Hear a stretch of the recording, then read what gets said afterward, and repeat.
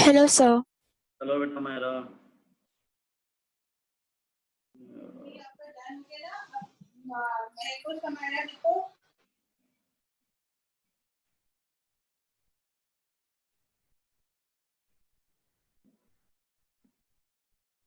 Good afternoon, sir. Good afternoon बेटा good afternoon अंश good afternoon everyone Divansh good afternoon बेटा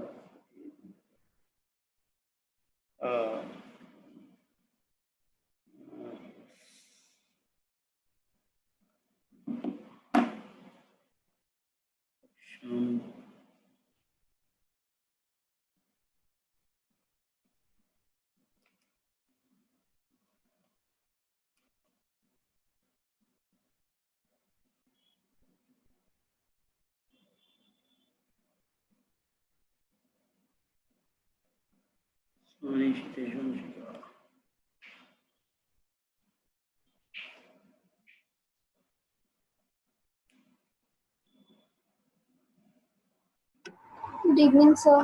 good evening Swani good evening Good evening, Samir. Good evening Vanshika Good evening, sir. Good evening बेटा क्षितिज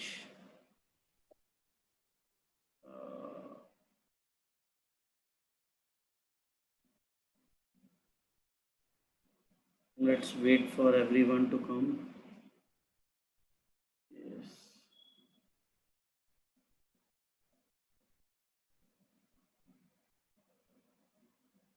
planning बेटा 3 mind map थे। First week था हमारा financial management, दूसरे week था हमारा मार्केटिंग मैनेजमेंट और तीसरे वीक था हमारा प्लानिंग। 3 माइंड मैप थे हमारे। And again I repeat my self कि अगर जो बच्चों को माइंड मैप भेजने हो, मेरे को जो हेडिंग्स लिख के कई बच्चों ने भेज दी थी, ओनली हेडिंग्स, तो भाई वो वाला काम मत करो। सिर्फ कि सर को टरकाना है, कोई भी बच्चा हो, मुझे सिर्फ वो वाले माइंड मैप उस तरीके के नहीं चाहिए कि that you have given me because I said it. मुझे प्रॉपर उसकी एक्सप्लेनेशन जो लिखनी है, जो एक्रोनिम्स है, जो कलर्स है, एवरीथिंग, चाहे जो भी तरीका हो, बट प्रॉपर होना चाहिए। मुझे होमवर्क दिखाने के लिए मत खाली करो। ओके बेटा Vanshika, no issues. Last session was really very awful for me, very at the last 2 minutes of the session at 6:58, 6 minutes and 6:58 के आसपास let Yashika join.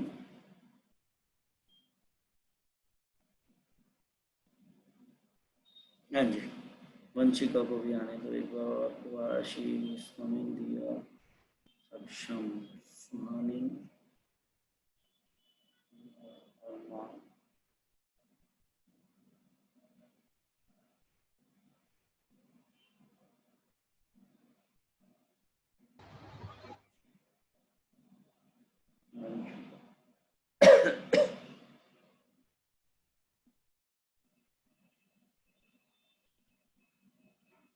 बेटा क्षितिज, Keshav and Bhavya were present in previous session of Gurmeet sir.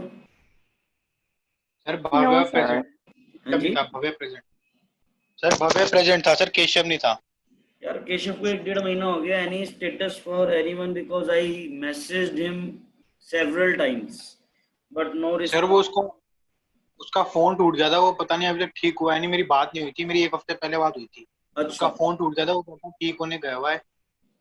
क्या नाम भैया, month हो गया। Ramit sir and Rohit sir both were tracking you, so asked him if अगर बात हो ना कि to get in touch with me और रमित सर। अच्छा, मैं उसको कॉल करने के लिए बोल दूंगा। हाँ, उन मैसेज दे देना, ठीक है, नो इशू। अच्छा, बाकी to everyone again I am मैं दोबारा से रिपीट कर रहा हूँ that you all have to make a mind map. जो मैंने होमवर्क दिया हुआ था before Sundays end of the day, मैंने, और जिन बच्चों ने पिछली बार जो माइंड मैप दिए थे वो बहुत अच्छे बनाए थे, मैंने देख लिए थे। And that was very good, मैंने आप लोगों को रिप्लाई भी दे दिया था।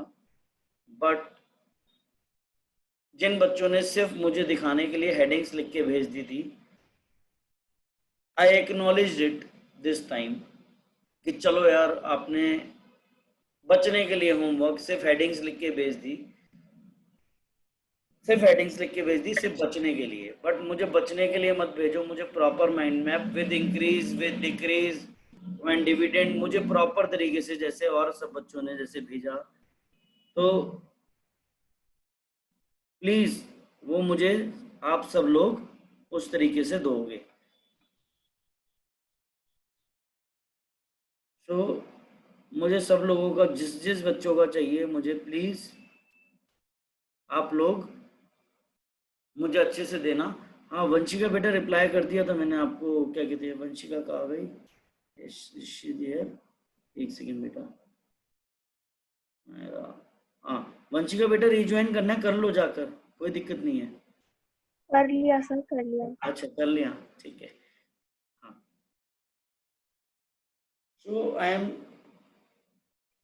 6:58 पे लास्ट सेशन में माय सिस्टम, मैंने क्या करा, मैं जैसे ही सेशन दोबारा रिज्वाइन कराता हूँ तो बार बार सबको एक्सेप्ट करना बड़ा मुश्किल रहता है, मीटिंग को लॉक करना, तो मैं अलाउ डिसेबल वेटिंग रूम कर देता हूँ कि कोई भी आ जाए मेरे पास, कि जल्दी से टाइम वेस्ट ना हो। और वहीं गलती हो गई पिछली बार, when I disabled waiting someone or some unauthorized activity happened and my entire system was choked, and trust me इतना बुरी तरह से डैमेज हो गया था that I have to, मेरे को स्कैन करना पड़ा, सब कुछ फाइल्स निकालनी पड़ी, और मेरा सिस्टम से पूरा कंट्रोल हट गया था मेरा माउस से, माउस वाज मूविंग, वो खुद मूव हो रहा था, रेड पॉपअप आ गया वहां लिखा हुआ, और लिखा हुआ आ गया थर्ड पार्टी एक्सेस हो गई है कोई, because I am not so technical सेवी, तो मेरा सिस्टम मैंने वहां से फिर उसी टाइम एकदम से बंद कर दिया था, सिस्टम ही मैंने अपना बंद कर दिया था। एंड देन नेक्स्ट सेशन जो मेरा था मैं वो ले नहीं पाया था, क्यों, क्योंकि मैंने जब रीबूट करके भी चलाया तो मेरा सिस्टम चल ही नहीं रहा था, वो इतना मुश्किल से वायरस आया, क्या आया उसके अंदर, and it took entire 1 day मुझे उसको ठीक करने में, पूरे सिस्टम को जैसे तैसे वो जैसे वर्किंग में आया। तो that was a mistake which I did in last to last session, जो मैंने डिसेबल्ड मीटिंग रूम कर दिया था ना, वेटिंग रूम जो कर दिया था, वो प्रॉब्लमेटिक हो गया। So anyways in last session we were discussing about a numerical on return on investment and trading on equity, and हमने उसके अंदर such a big chapter, उसके अंदर हमने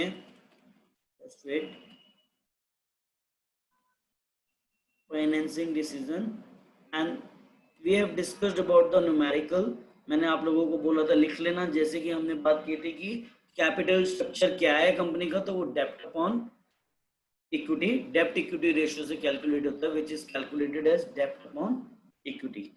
उसके बाद हमने बात की थी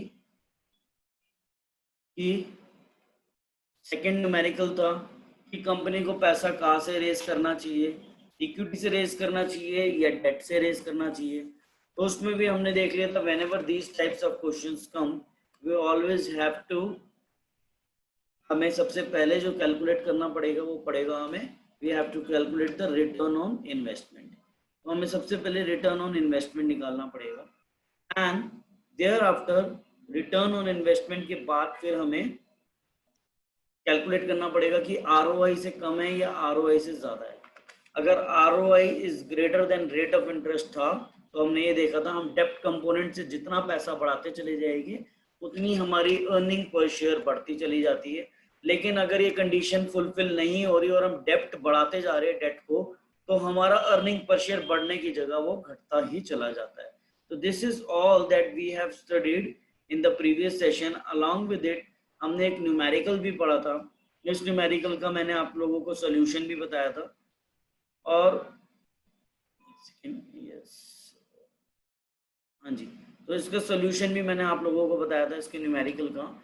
सो यहाँ पर हमने ये करा था कि EBIT upon total investment into 100 ROI का फॉर्मूला था, और ये सब निकाल के हमने कैलकुलेट कर लिया था। इस क्वेश्चन का जो हमारा थर्ड पार्ट था वो थर्ड पार्ट था कि कंपनी का डिसीजन बदल जाएगा अगर इसकी EBIT 3 लाख हो जाएगी। तो हमने निकाला था विच इज लेस देन, हमारा ROI is less than rate of interest आया था, तो हमने कहा था हाँ भाई बदल जाएगा, इक्विटी से पैसा रेस करेंगे। सो थर्ड क्वेश्चन फिर हमने जो न्यूमेरिकल बेस्ड करा था वो हमारा हो गया था, लेकिन फिर भी again I just want you all कि आप लोग इसमें बिल्कुल क्लैरिटी लेके आगे बढ़ो, क्योंकि पेपर्स में आएगा। State whether the shareholders gain और lost in respect of earning per share on diversification.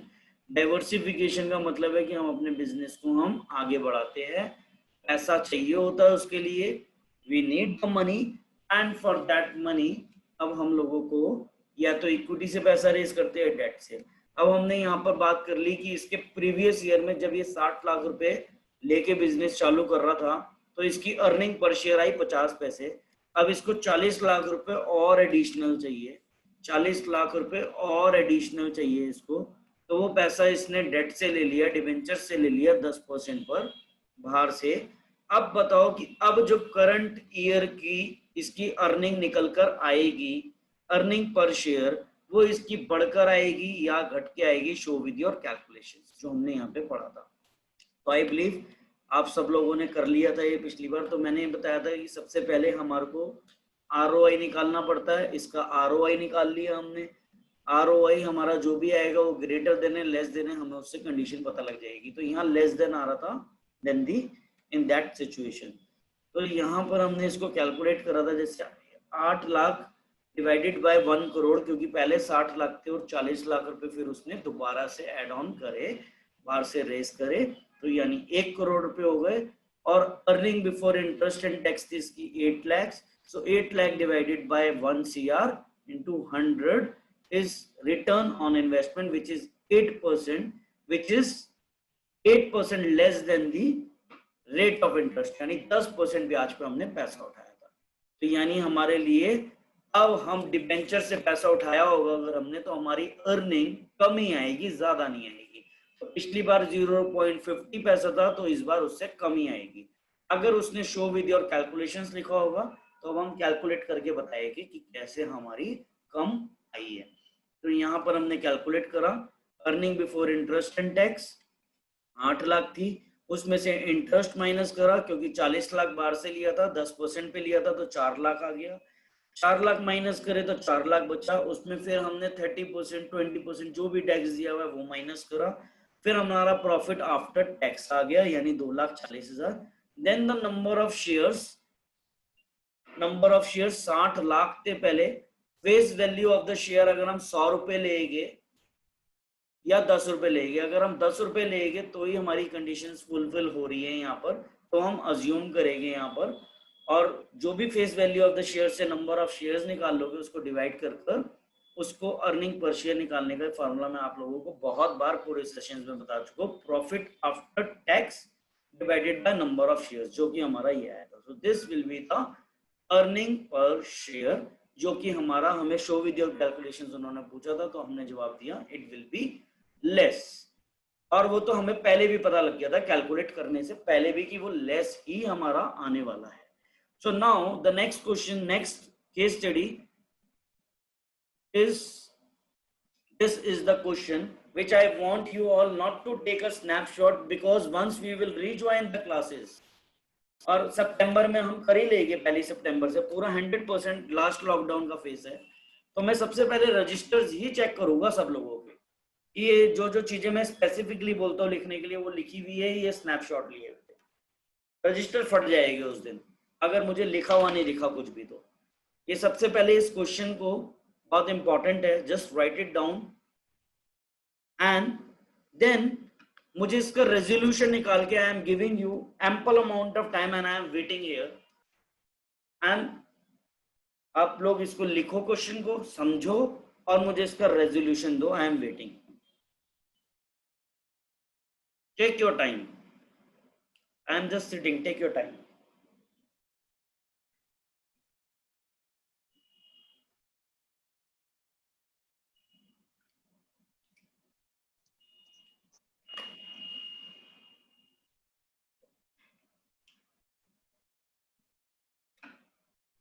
Question नीचे है, under which of the options, company के पास 3 ऑप्शंस है ए बी एंड सी, कौन से ऑप्शन से कंपनी को ट्रेडिंग ऑन इक्विटी का able to take the advantage of trading on equity का एडवांटेज होगा? इन 3 ऑप्शंस में से शो विद योर कैलकुलेशंस। एक कंपनी है जिसकी फंड्स स्मार्ट स्टेशनरी, जिसको 40 लाख रुपए बाहर से फंड्स रेज करना है अपने नए प्रोजेक्ट के लिए। अब कंपनी सोच रही है कि सारा बाहर से लूं, थोड़ा अपना लूं या ज्यादा बाहर से लूं। तो 3 कंडीशंस है। अब आप सजेस्ट करो कि कंपनी को ट्रेडिंग ऑन इक्विटी का एडवांटेज मिलेगा तो कौन सी कंपनी से मिलेगा, और कौन सी कंपनी का मिलेगा तो क्यों मिलेगा, और मिलेगा तो कितना मिलेगा, वो advantage you have to show me. Okay, so now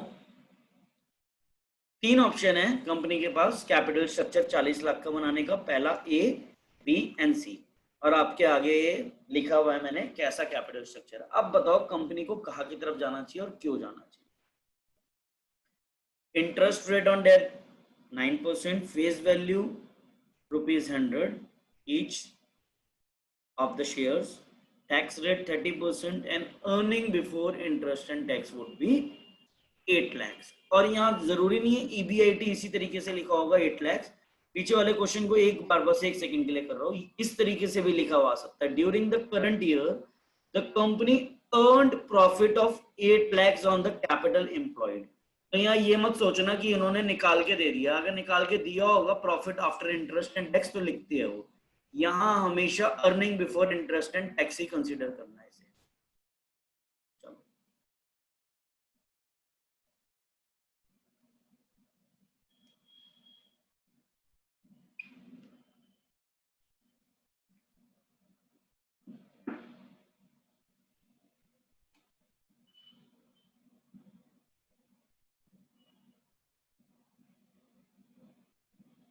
those who have calculated give me the final answer as well कि क्या निकला इस ऑप्शन में और क्यों निकला।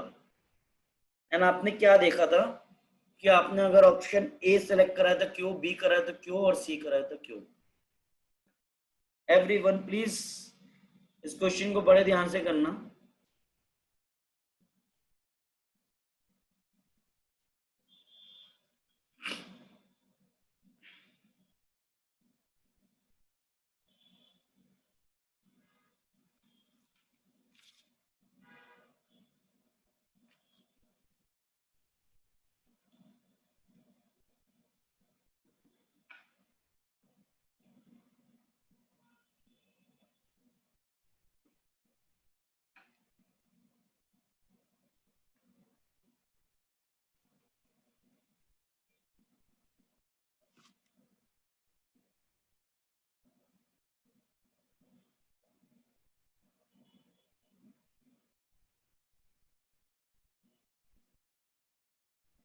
हाँ जी, so Kshitij is replying here.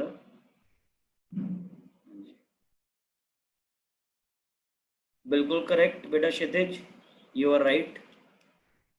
Apart from that show with your calculations as well. ये तो आपने आंसर जो दिया ये 3 नंबर तक करेक्ट है। अगर शो विद योर कैलकुलेशंस नहीं लिखा होता तो आपका आंसर करेक्ट होता। अब उसे कैलकुलेशंस भी दिखानी पड़ेगी आपको, व्हाट शुड बी और क्या निकालोगे आप।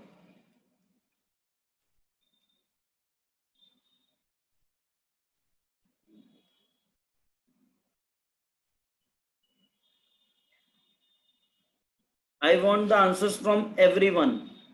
ऐसे मत सोचना सबकी रोहित सर बैठ गए, 1-2 के रिप्लाई आएंगे and then he will reply और वो उसे समझाएगी। मैं एक बार सबका आंसर देखूंगा क्योंकि मैं ये पीछे करवा चुका हूँ अच्छे से ये सब चीजें।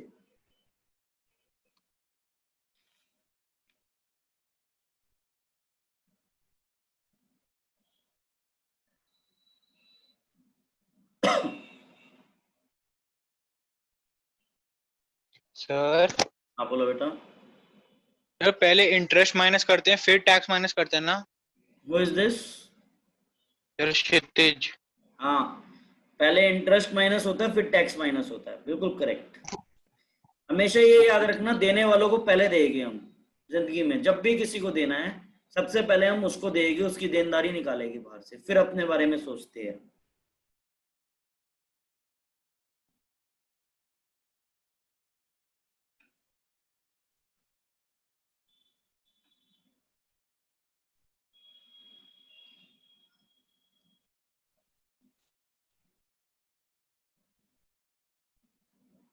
Everyone, please be fast.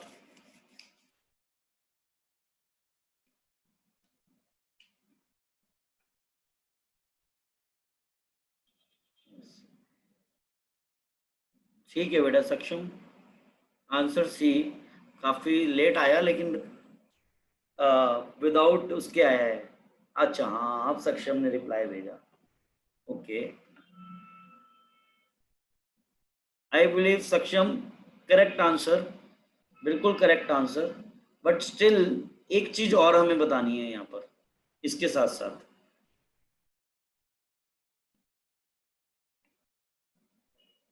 बिल्कुल करेक्ट आंसर है बेटा। Everyone please try.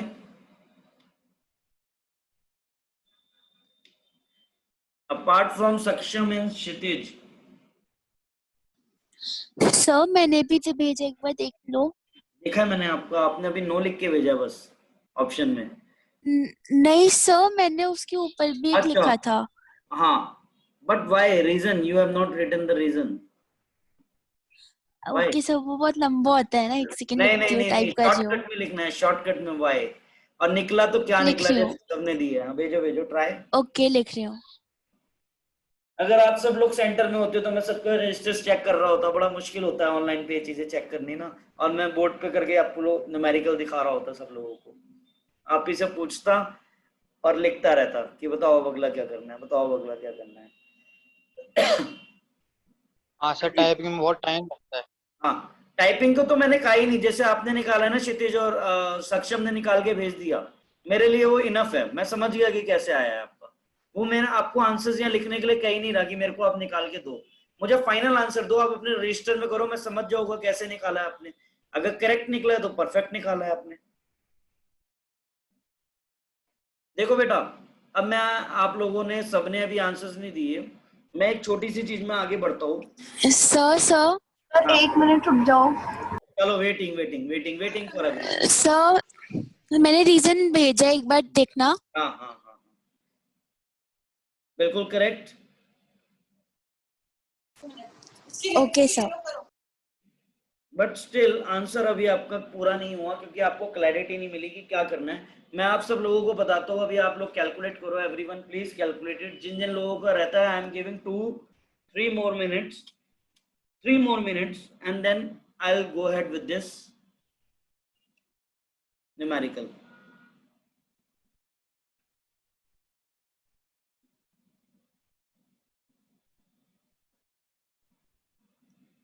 हाँ जी, अगर 3 नंबर में क्वेश्चन आएगा, चलो अभी let's wait for another 2 minutes and then we will go.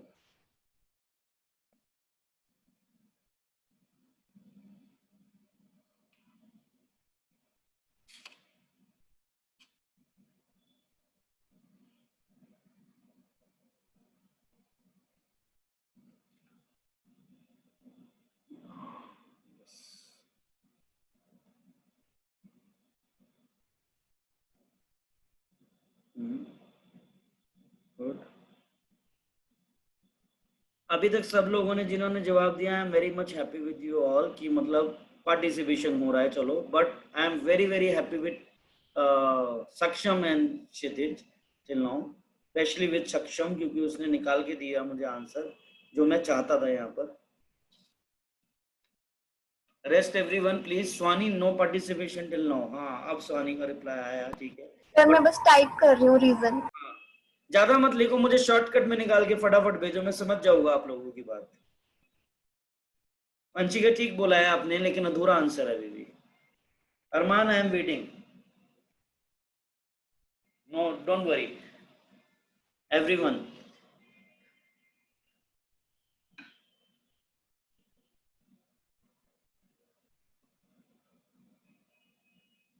हाँ अनुक्षा, मैंने देख लिया बेटा, आपका भी रिप्लाई देख लिया मैंने, आपने भी भेजा है। And reason is written okay, correct, but still there is lot we need to do in this numerical. हाँ ठीक है, ये आपने सही निकाला बेटा स्वानी, जो आपने लिखी है बात, लेकिन ये तो बता दो किसका क्या।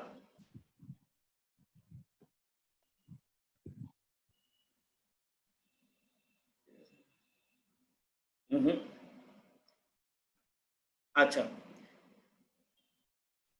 सबसे पहली चीज में न्यूमेरिकल, बाद में आप जो लोग कर रहे हो करते रहना। अब now let me start with this, लेकिन मैं अभी कुछ समझाना चाहता हूँ आप लोगों को कंडीशन। इस कंडीशन को याद रखना। देखो मैंने दोनों न्यूमेरिकल आप लोगों के सामने रख दी है, क्योंकि ये दोनों की प्रोबेबिलिटी 95% है, और 5% जो प्रोबेबिलिटी है वो बीकॉम ऑनर्स के लेवल तक चला जाता है। मैं आप लोगों को वो भी क्वेश्चन करा दूंगा जो कुछ इक्के दुक्के स्कूलों में लोगों के पिछले साल डाल दिए, उस लेवल का क्वेश्चन भी कर लोगे तो मैं आप लोगों को वो बाद में करवाऊंगा। आपको यहां समझा दूं इन दोनों में फर्क क्या है। पहला वाला जो क्वेश्चन था उसमें 60 लाख चाहिए थे, और जब 60 लाख लगा के बिजनेस चालू करा तो उसकी अर्निंग पर शेयर कितनी आई थी? 50 पैसे। अब आगे और पैसा चाहिए था, तो कंपनी डिबेंचर से रेस कर रही है, तो वो पूछ रही थी वहां पर कि भैया डिबेंचर से कर रही है तो अब बताओ इसका अर्निंग पर शेयर बढ़ेगा कि घटेगा। तो भाई मैं तो तभी बताऊंगा ना, मैंने पहली कंडीशंस देख ली, मैंने हमेशा समझाया ROI। आप सब लोगों ने वही सब कुछ देखा, आई एम वेरी मच हैप्पी। आप लॉजिक्स में अपने क्लियर हो गए। सब लोगों ने मुझे ये जवाब दिया कि सर ROI देखते हैं, अगर ROI उससे ज्यादा आता है रेट ऑफ इंटरेस्ट से, तो हम डेट कंपोनेंट से पैसा लेते हैं। तो इसीलिए यहाँ हमारा जो था सर, इस केस के अंदर, एक मिनट, एक आंसर आया, मैं किसी का देख लूं। यस, सो इस केस के अंदर यहां पर पहले कंडीशन समझ लो। कभी भी मैं अच्छा हूं या बुरा हूं, मैंने इस साल ज्यादा कमाया या इस साल कम कमाया, ये तो मैं बेटा तभी बता सकता हूँ ना जब मैं ये बताऊंगा कि पिछले साल मेरी इनकम कितनी थी और इस साल मेरी इनकम कितनी है, या इससे मेरी इनकम होने के कितने चांसेस है और दूसरे मेथड से मेरी इनकम होने के कितने चांसेस है। मैं ये कहना चाहता हूँ, यहाँ पर आप लोगों को बिल्कुल स्पेसिफाई कर दूं, यहाँ निकाल कर दे दिया था 0.50, यहाँ इसने निकाल कर नहीं दिया।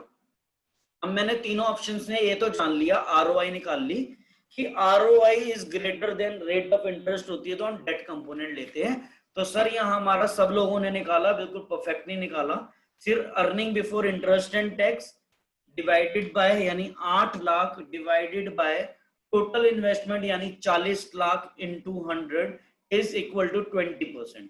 Sir 20% is greater than rate of interest यानी 9%। तो इसीलिए जितना जो डेट कंपोनेंट ज्यादा उठाएगी कंपनी, उस का अर्निंग पर शेयर बढ़कर आएगा। इसीलिए इसका answer sir earning per share बढ़कर आएगा इस लॉजिक से। इसीलिए कंपनी सी को हम प्रेफर करेंगे और कंपनी सी में हमें मिलेगा ट्रेडिंग ऑन इक्विटी का एडवांटेज। यही आप सब लोगों ने एक्सप्लेन करा, सिवाय एक दो बच्चों को छोड़कर, और सब लोग सही थे। ये आंसर लिखना है अगर 3 नंबर में आया, जो आप लोगों ने लिखा ठीक लिखा। मैंने आगे लिख दिया शो विद योर कैलकुलेशंस, और नहीं भी लिखा आया होगा तो भी इंटेलिजेंट बच्चे मेरे हिस्से तो निकाल कर रख देंगे। अब आप ये बताओगे शो विद योर कैलकुलेशंस में तीनों ईयर की अर्निंग्स कितनी है। पिछले साल की अर्निंग जब इक्विटी शेयर से पैसा रेस करा था तो 50 पैसे आई थी, इस साल की तो दी भी नहीं है इसने। अब आप कंपैरिजन भी तो करोगे, तो कंपनी ए, कंपनी बी और कंपनी सी, तीनों कंपनी का अर्निंग पर शेयर निकालोगे। अब आप इस न्यूमेरिकल के अंदर तीनों का अर्निंग पर शेयर निकालोगे और शो विद योर कैलकुलेशन में बताओगे कि कंपनी सी की अर्निंग पर शेयर कितनी आई, कंपनी बी की कितनी आई और कंपनी ए की कितनी आई। तो आप में से कुछ बच्चे ऐसे जिन्होंने कंपनी की अर्निंग पर शेयर, एक दो बच्चे ऐसे थे, सक्षम ने ब्रिलियंट आंसर दिया था, दैट इज कंपनी सी की सर अर्निंग पर शेयर 37.10 आई है, कंपनी ए की 14% अर्निंग पर शेयर है और कंपनी बी की हमारी 16.56% है। अब आप पूछोगे कि सर कैसे आई ये तीनों, आप निकालना, मैं सिर्फ एक कंपनी का बता रहा हूं आप लोगों को एक्सप्लेनेशन। हमारी अर्निंग पर शेयर निकालने का सबसे पहला फॉर्मूला होता है, हमें चाहिए earning before interest and tax. तो मेरी यहाँ पे गिवन है 8 लाख रुपए, आप लोग लिख लेना, यहाँ पर मेरी है 8 लाख रुपए earning before interest and tax. उसमें से सबसे पहले जो क्षितिज ने क्वेश्चन पूछा था, सर क्या माइनस करते हैं, सबसे पहले माइनस करते हैं इंटरेस्ट। तो यहाँ पर हमने 9% रेट ऑफ इंटरेस्ट पे पैसा उठाया था कंपनी सी ने, और 9% पे यानी डिबेंचर्स कितने थे, 30 लाख के, 30 लाख पे 9% पैसा उठाया, तो वो आप लिख दोगे जो भी 2,70,000 जो भी आएगा आप उसको माइनस कर दोगे रेट ऑफ इंटरेस्ट को। जो रेट ऑफ इंटरेस्ट माइनस करके आपका अमाउंट बचा, उसमें से जो अमाउंट बचा उस पर आप क्या लगाओगे, 30% टैक्स लगाओगे। जब आप यहाँ पर मेरे पास कैलकुलेशंस लिखी हुई है, आप लोग अपनी टैली कर लो। अगर आपकी 30 लाख रुपए 8 लाख में से आपका टैक्स माइनस करेंगे तो 5,30,000 आ जाएगी। कंपनी सी का बता रहा हूँ, बाकी होगा आप घर पे अपने बाद में प्रैक्टिस करते रहना। 5,30,000 रुपए आएंगे फॉर द कंपनी सी।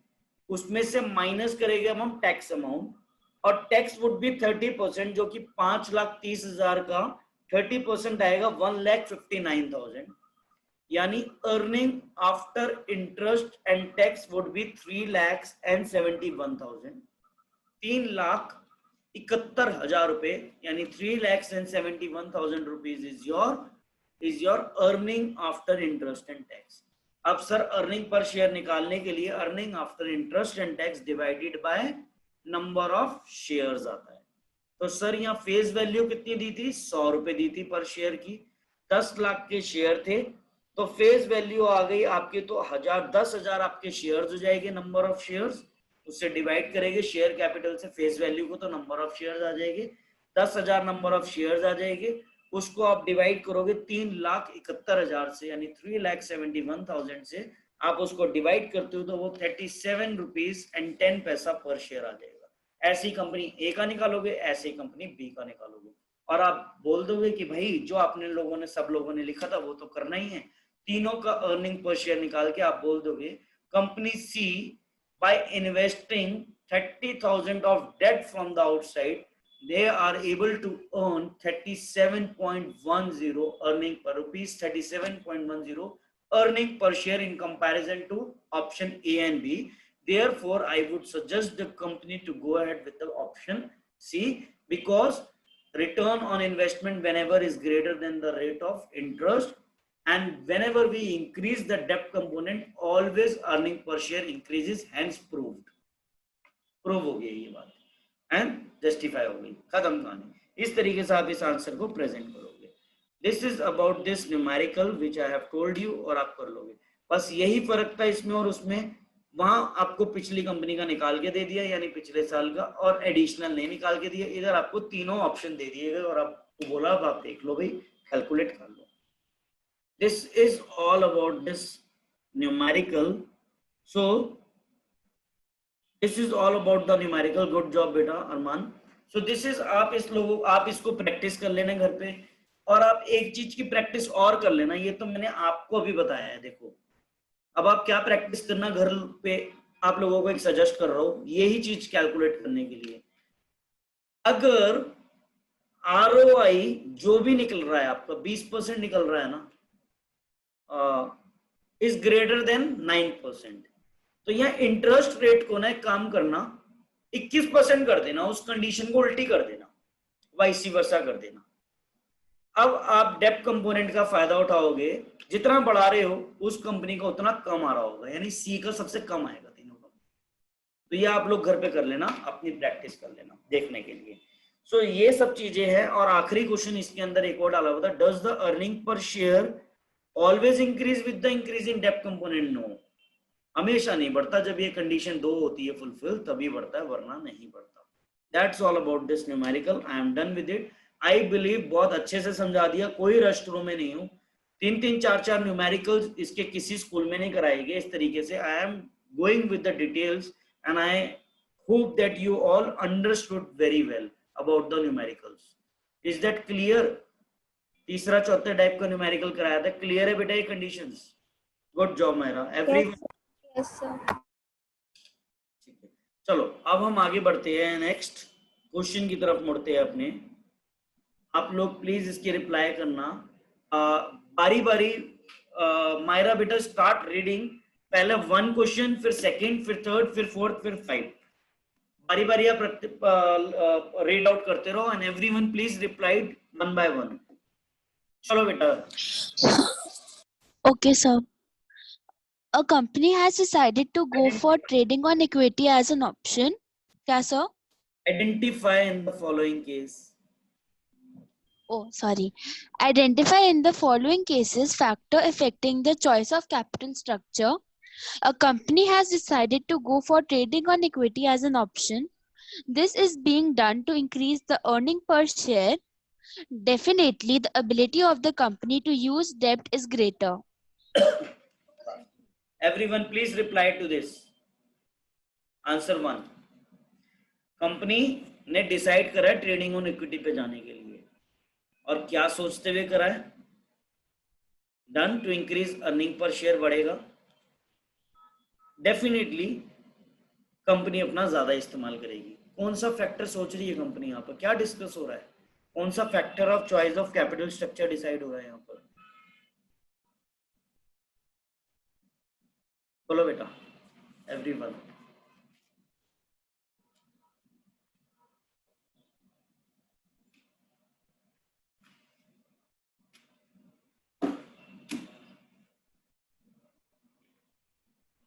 बहुत क्लियर है, ये तो हमने अभी कराया है, न्यूमेरिकली कराया है यार, यही तो कर रहे थे न्यूमेरिकल में, है ना? लेकिन उसका पॉइंटर का नाम था एक, ये कहा यही सक्षम गलत हो गए। देखो आप सब लोगों को यही चीज समझाई थी। Everyone please. हाँ सक्षम सही है, बाकी सब गलत है।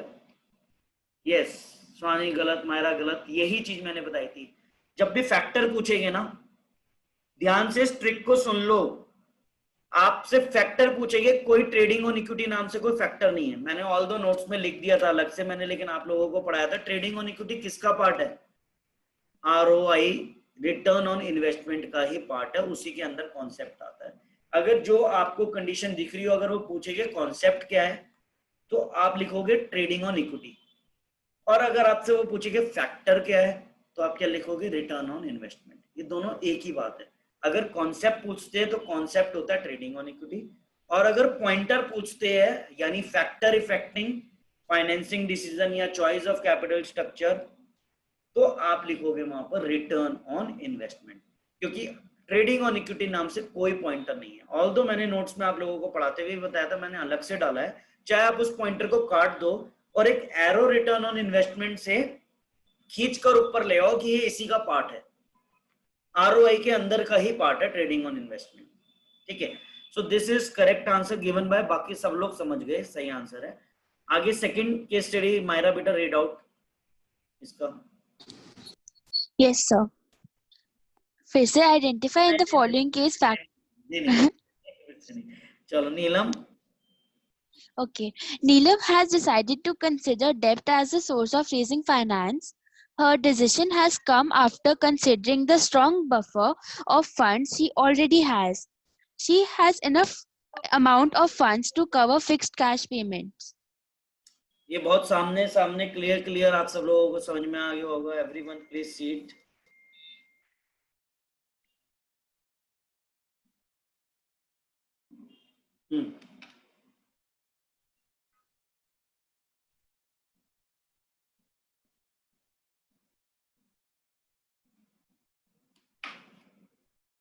हाँ जी,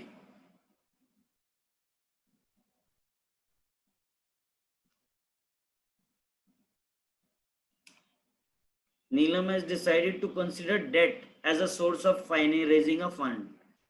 उसने क्या डिसीजन लिया है? सोचते हुए कि स्ट्रॉन्ग बफर ऑफ फंड्स है, बहुत पैसा है भाई हमारे पास, और कल को कुछ हो गया ना तो इंटरेस्ट तो दे ही दूंगा, चुकाने में कोई दिक्कत नहीं है। यार सिंपल सा है, इसमें क्या है? कैश फ्लो पोजीशन कंपनी के पास बहुत अच्छा है, बफर ऑफ फंड्स है। जब कैश होता है उसके पास तो वो कहता है मैं कमिटमेंट्स को पूरा कर लूंगा, बाहर से पैसा लेता है, सीधी सी बात है। तो यहाँ पर पॉइंट है हमारा cash flow positions, which is given correct by most of you, which is given correctly answered by most of you. चलो एनीवेज रीजॉइन करते हैं एवरीवन, क्योंकि ये डिस्कनेक्ट हो जाएगी, and everyone please rejoin it again. तो ये होने वाली है बस disconnect, and then we will move on towards